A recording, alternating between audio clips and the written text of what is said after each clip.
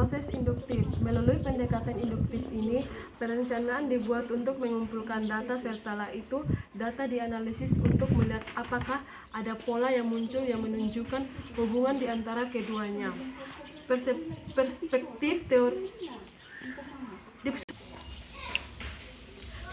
Perspektif teoritis dan penelitian metodologi. Perspektif epistemologi dan ontologi menunjukkan bahwa interrela dan hubungan antara sikap teoritis yang diadopsi oleh peneliti yang metodologi metode yang digunakan serta pandangan peneliti tentang epistemologi.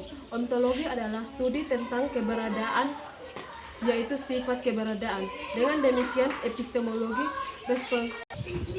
memilih dan merencanakan proyek riset yang baik.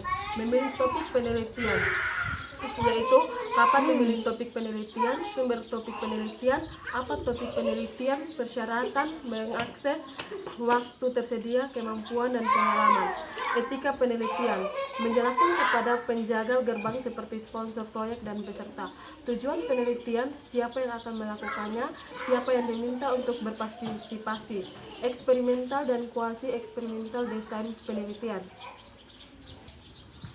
Pada tahap perencanaan, masalah utama atau pernyataan penelitian dapat diajukan dan literatur yang relevan dan teori selidiki dari ini harus dimungkinkan masalah mampu untuk merumuskan hipotesis penelitian. Merancang deskriptif dan survei analitik. Survei terbagi dalam dua kategori, yaitu analitis dan deskriptif. Survei analitis mengambil banyak fitur penelitian eksperimental dan deduktif dan sebagainya, penekanan pada keandalan data dan kontrol statistik variabel ukuran sampel. Merancang studi kasus, mendefinisikan studi kasus sebagai penyelidikan empiris. Studi kasus kemudian mengeksplorasi subjek dan masalah di mana hubungan mungkin terjadi ambigu atau tidak pasti. Namun berbeda dengan metode survei deskriptif seperti kasus studi juga mencoba untuk menghubungkan sebab akibat dan tidak hanya mendeskripsikan situasi. Kualitas dalam studi kasus atau validitas dan keandalan. Merancangkan evaluasi, bahwa proses evaluasi cukup muncul dari kurangnya informasi yang akurat dan lengkap, informasi yang buruk atau informasi sebelumnya. Waktunya, yaitu kurangnya informasi pada saat benar-benar dibutuhkan. Meningkatkan kualitas dan akurasi studi evaluasi dan karenanya kemungkinan mereka diterima oleh sponsor mereka sehingga upaya perencanaan dan melaksanakan studi evaluasi membuahkan hasil yang positif. Pengumpulan data primer atau kuesioner. Kuesioner mungkin salah satu pengumpulan data yang paling populer, kemungkinan karena dianggap oleh banyak peneliti mudah untuk merancang. Sebaiknya wawancara tatap muka mungkin mengungkap masalah yang mendasarinya, mengamati bahasa tubuh atau nada verbal. Mengumpulkan data primer atau wawancara. Wawancara adalah keterampilan yang harus dipelajari melalui pengalaman dan praktik. Dari responden pertama-tama harus setuju untuk diwawancarai dan ingin mungkin bergantung pada sejumlah faktor. Pengumpulan data primer atau pengamatan. Pengamatan bukan hanya soal melihat sesuatu dan kemudian mencatat turunan fakta. Pengamatan adalah kombinasi kompleks dari sensasi atau penglihatan, suara, sentuhan, penciuman, dan bahkan rasa, dan persepsi. Observasi adalah interpretasi dari apa yang diamati dapat dipengaruhi oleh konstruksi mental dari peneliti. Metode observasi sering dikaitkan dengan metode etnografi, pengumpulan data primer atau tindak menjolok. Pengukuran akresi alami. Akresi terjadi di mana ada pengumpulan simpanan bahan atau bukti dance. Contoh yang lebih modern dari pertambahan terkontrol adalah penggunaan web, tindakan erosi alami. Misalnya, jika Anda ingin menemukan sumber daya paling populer yang digunakan oleh peserta didik di pusat pembelajaran terbuka, organisasi pendekatan yang masuk akal adalah untuk memeriksa catatan seberapa sering buku, video, atau CD-ROM digunakan, menganalisis dan mempresentasikan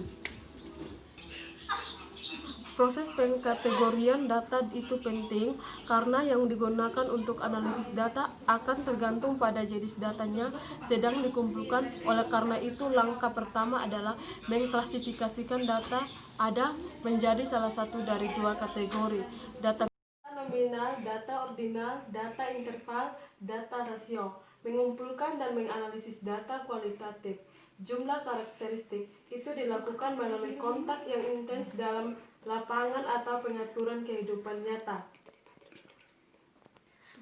Menulis laporan penelitian. Menulis laporan penelitian adalah proses kreatif, bahkan menggunakan set yang sama dari data. Dua peneliti tidak akan menghasilkan laporan yang identik. Proses penulisan laporan.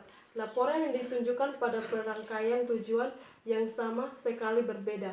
Bahkan dalam penelitian paling heuristik pendekatan, peneliti berangkat dengan tujuan yang dimaksudkan meskipun ini mungkin menjadi dimodifikasi melalui proses itu sendiri.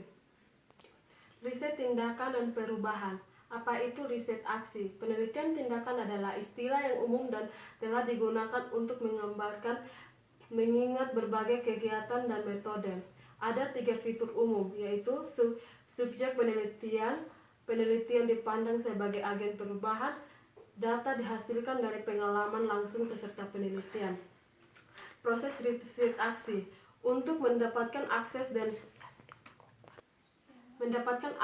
memelihara hubungan hal ini dibantu dengan menjaga peserta diinformasikan tentang kemajuan penelitian dan dengan berterima kasih kepada mereka, tetapi sumber kolaboratif lain yang mungkin termasuk. Setelah mengidentifikasi fokus penelitian Anda, langkah selanjutnya adalah memutuskan seperti apa tindakan untuk memulai dan kemudian ada apa yang harus dilakukan. Jenis indikator kinerja yang menunjukkan apakah Anda atau orang lain fokus pada penelitian Anda efektif dalam memulai perubahan atau tidak. Karenanya, klien dapat mencoba untuk menemukan insiden kritis saat komunikasi berkembang dengan baik dan saat itu mengalami masalah. Peran penelitian dan peserta berbeda dengan banyak metodologi penelitian lainnya dalam meneliti tindakan. Peneliti adalah katalisator untuk mencapai perubahan dengan merangsang orang untuk mengeluas praktek dan menerimanya kebutuhan akan perubahan. Menvalidasi riset aksi. Mengemukakan bahwa pada setidaknya secara dangkal penelitian tindakan tampaknya menimbulkan beberapa dilema etika karena memang demikian berdasarkan pada filosofi, yaitu menegosiasi akses, organisasi dan komunitas, peserta, orang tua, wali atau pengawas, mempertahankan sikap etis. Batasan riset aksi telah mendefinisikan efektivitas pendekatan penelitian tindakan di pengaturan khusus seperti paradigma penelitian lainnya ialah memiliki potensi kelemahan dan iritasi. Melaporkan proyek penelitian tindakan di bidang perawatan di kesehatan primer. Jika meninggalkan proyek dan mengganggu juga menghasilkan pengetahuan baru melalui studi dan memberikan hasil praktis, mungkin tidak melaporkan secara luas literatur akademis karena mereka. Sekian penjelasan dari video saya. Terima kasih.